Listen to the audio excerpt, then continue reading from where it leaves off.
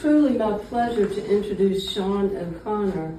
He is an assistant professor of studio art at Briar. Probably, first all of you, I think you've probably read his resume that is online, but we're just really fortunate to have him. And I was telling him that I think we're especially lucky to have so many faculty members in our area that are willing to help us this way, because we don't give them a whole lot of money for doing it.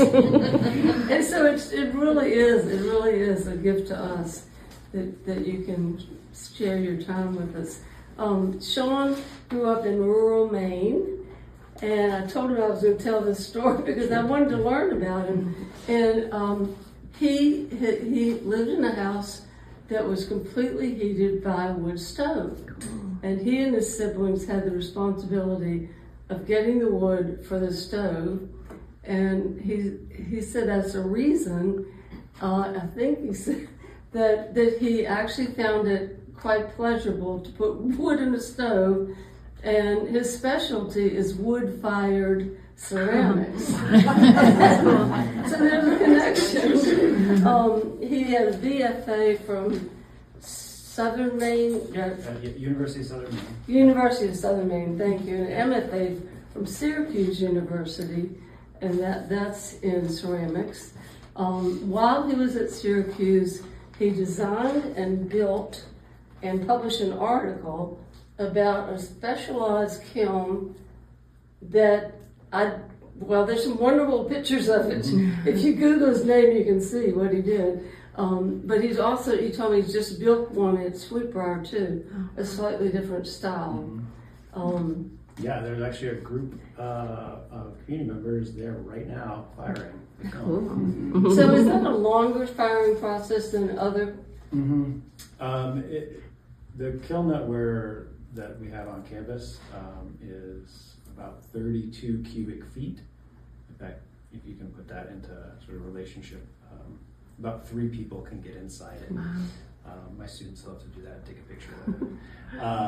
It takes about 30 hours from when we start the firing. First a little campfire, and we get it up to about 2,400 degrees Fahrenheit.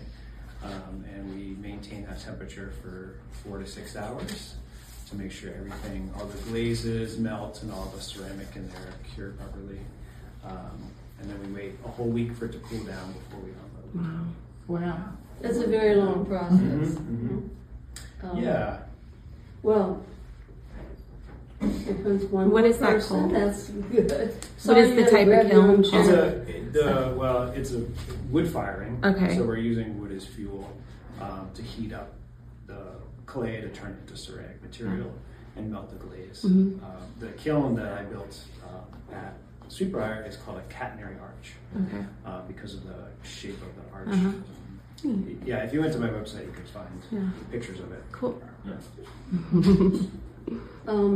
When he's exhibited his work nationally and internationally, you'll have to tell us some of those places because I don't know that. But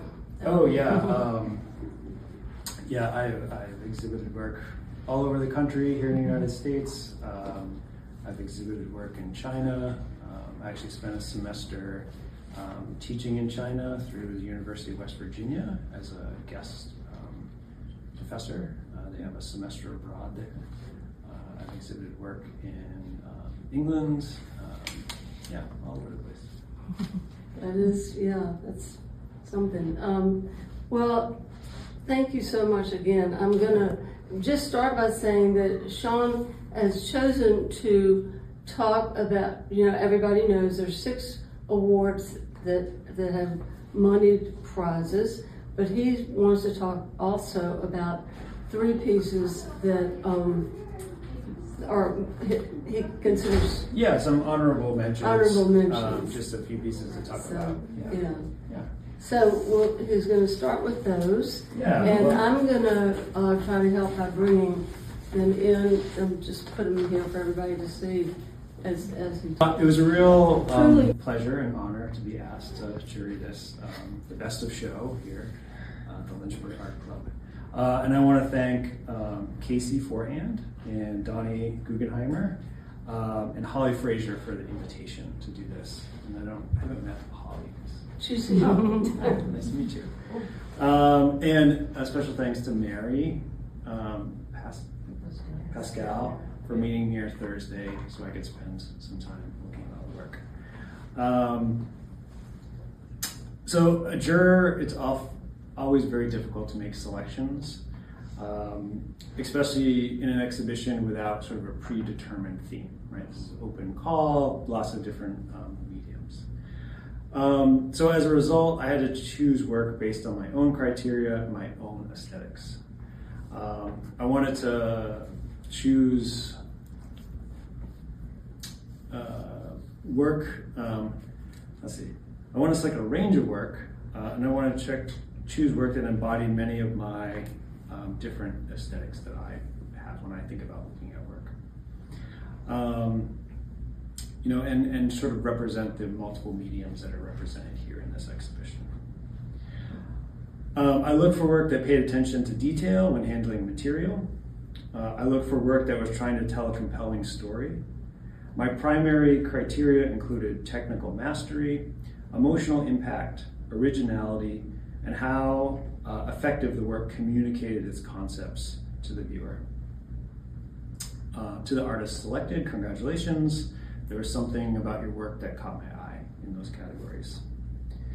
To all the artists that applied, being an artist is a risk taker. Experimenting with possible failure, ideas never finding resolution, the feeling of wasted paint or wasted clay. It's all done for the potential discovery of something completely new, amazing, unique, and original. You all took a risk by applying to this exhibition. Maybe you're just here supporting someone that took a risk.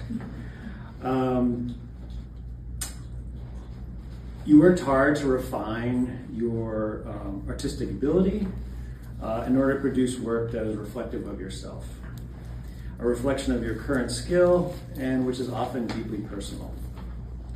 This requires you to be vulnerable, putting your artwork out there to be evaluated, and being prepared to feel joyous with acceptance or an award, or disheartened with maybe not being selected. This roller coaster is normal. I've been doing it for 20 plus years now. Being a professional artist is hard work, and there are many challenges and many disappointments on the way to success. In the end, judging this show was a very pleasant experience. Many more pieces were just edged out of being awarded one of the prizes. So it was not an easy choice with the limited number of prizes I had to give. You know, narrowing it down to those few pieces that I gave the awards to. But I encourage you all to keep refining your ability, keep making work, and those successes will come. Yeah, keep taking risks, keep striving to refine your craft, and push your artwork conceptually so you will continue to grow as an artist. It was a real, onto the awards. This was a really interesting composition, to choose to cut the figure off kind of at thigh high and really only focus on the feet and sort of the beauty of the flowing of the dress. Now, I'm not a dancer, but I can imagine that there's something very prominent about this type of dancing with maybe how the rhythmic sound of the feet is conducted, the shoes tapping on the ground, and I imagine that this artist is choosing this composition to kind of reiterate that to us. And I also thought, you know, really great choice of background color to really highlight that vibrancy of the red, and the way that the artist has applied the brush strokes gives a sense of movement in the dress itself. This was another honorable mention is Monica Wiles. Wiles. Moonlit Taste. And this one, of course, I'm sure you can all tell, at first glance, you're like, oh, that's a photograph. But when you get up close, you realize that it's not, it's just colored pencil. The high level of craft here, the skill developed in order to render this deer so much detail, it's just astounding. Again, when I did a quick walkthrough first, and I really thought it was a photograph until I came back around and actually looked at it. Especially the detail in this area here. I mean, you can really get a sense of the texture of that velvet on the horn and the way that she's rendered the eye to capture the light is very, very, very, very nice. The honorable mention was Blue Peace by Gary Yoder.